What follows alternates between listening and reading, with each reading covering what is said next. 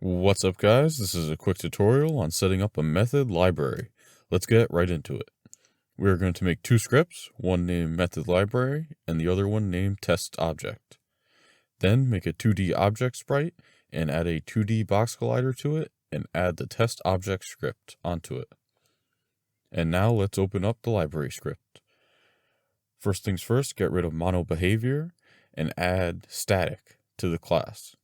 This is the important part. Now we are going to make four methods. These could be whatever you want. They are just an example. The important part is putting static in front of them. So first, public static int, add one to int number,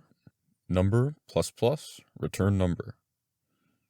The second is a repeat of this, but with subtraction, so I'm not going to read it to you. The third is public static string, random name, string name.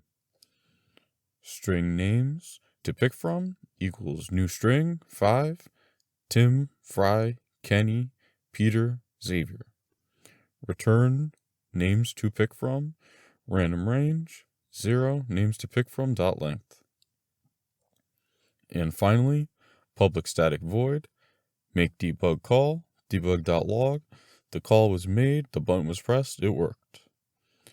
Now if we go over to our test object, we will make public int first test int equals 50, public int second test int equals 50, public string name test, then private void on mouse down, first test int equals method library dot add one to int first test int, second test int equals method library dot subtract one from int second test int, name test equals method library dot random name test, and method library dot make debug call.